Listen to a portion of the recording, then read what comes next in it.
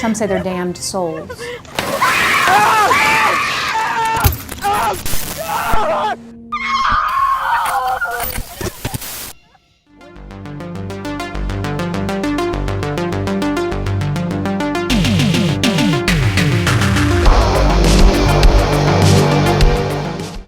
Matt Dickstein brings us The Haunting of Grady Farm, also known as the SLUAGH. And this is a found footage movie from 2019, I think it is. And what is the story? Well, you might have heard this one before. You have a group of YouTube type people who are going to do a paranormal investigation at the aforementioned Grady Farm. We get a bunch of kind of interspliced interviews with various kind of locals and historians and things. They are warned off by a local man at a convenience store, but decide that they're going to go to this farm anyway. They drink, have sex, do that kind of stuff, and inevitably come face to face with a kind of somewhat supernatural entity. What'll happen? You'll have to watch the movie and find out. So let's talk about it. What works in this movie's favour? So this is very much a paint by numbers found footage movie. And I say that in the positives because this is precisely the film you expect to see if you are a die-hard found footage movie. It has everything you've seen in these movies before. The same setup, the similar tropes, you know, arguing, shaky cam, don't really see very much, but it delivers exactly the film you are expecting to see.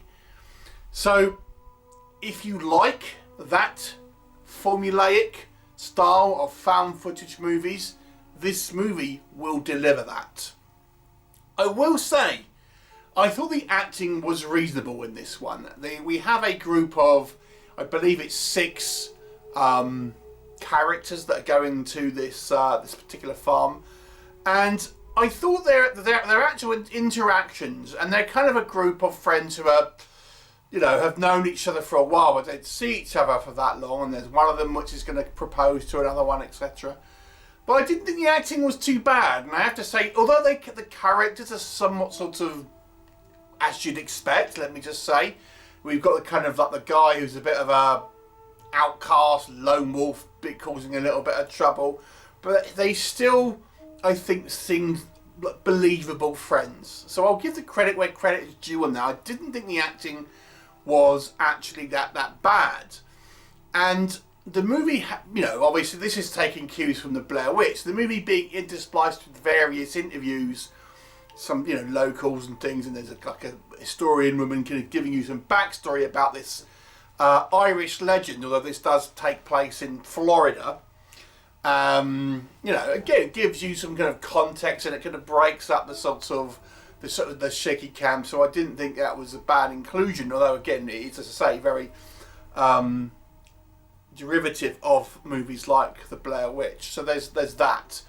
So, you know, I think the movie, as I say, if you would just consume found footage movies and you just want more of the same, then I think this movie is possibly watchable. But the problem is this movie offers literally nothing new, exciting, or even outstanding ideas that you've seen before. So it has nothing new, and even the things that you have seen before and you do expect, I just think it does it in a very lackluster and somewhat kind of uninspired way. Now, as I say, the acting, I think is I'll give the props where it's due, is solid. The characters are like like you would expect. I mean, there's not really any particular depth here. We have got, you know, the kind of like the leader, and she's kind of like wanting to do this kind of show and everything, and everyone's gonna kind of got to fall in line. We've got the guy who's a bit of the wild man and the troublemaker, things like that. The kind of the new girl who people don't really know, and she's the girlfriend of one of the people. So, you know, character-wise, we don't really know much about these people. It has all those tropes, digital sort of interference on the camera. Oh, what supernatural things is happening? You know, we can't see anything. You know, so like, great, you know, lots of kind of like digital interference and things like that, like right when the kind of the action is happening. Don't expect to see anything. This movie is one of those movies where you've got to use your imagination, not look at things on the film. So yeah, don't be expected to see any type of overt on-screen antagonists, entities, ghosts, whatever, this demonic force, whatever it's supposed to be. Nope, all you'll see is the kind of, oh, someone gets dragged off or partially sort of dragged off screen, and that's it. Or you'll find someone, the body of someone, you know, the aftermath of an attack and things like that. We run into the kind of the crazy hillbilly local. It's just like, it is so generic.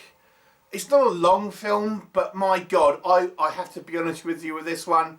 I was like struggling to keep my eyes open because it was just not engaging. It's so formulaic. The arguing, oh, well, you know, we'll come into this place, then we'll have a bunch of arguments once stuff's going wrong. We'll just sit and argue about it rather than kind of be constructive and try and work out a plan. Oh look, the camera's going wrong. It's just when there's stuff happening. Oh, we'll kind of film stuff even though we're kind of running away. Ooh, it's just all here, but nothing is done. I mean, I think there are occasions where found footage movies still are generic, but at least they're sort of entertaining, or they're gripping, or they're you know, what you see on screen will scare you. There's just nothing. There's nothing on here in this movie. It is just like lackluster vanilla sludge. It's not a movie where I would say it's horrible, but it's so flavourless. It is so flavourless. This is like, you know, it's just like if you have COVID and you lose your sense of smell and flavour and stuff, then you want to eat something. It's just like bland. And as such, it's super uninteresting. So how to rate this one?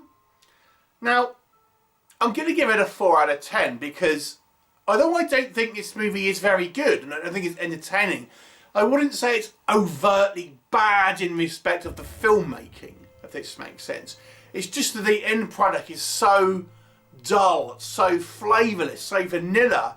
Ultimately, it's definitely a subpar movie without actually being like, you know, overtly bad, if that makes sense. And sometimes when you have an overtly bad movie, they can still be entertaining. But, you know, again, I've got to try and think of this in a critical sense. And I do think the acting was strong. So, you know, it's just probably lack of budget, lack of vision, lack of experience. We'll just give this movie a 4 out of 10. But I will say, even though that to me seems relatively high, because I was oscillating between a 3 or a 4 here, I'll give it a 4 because I do think at least, you know, it's sort of, as I say, very much in that sort of, if you like found footage, it is like the epitome of like what you think of when you think about a found footage movie. So there you go. 4 out of 10. Have you seen it? What do you think? Leave me a comment and I'll look forward to seeing you next time.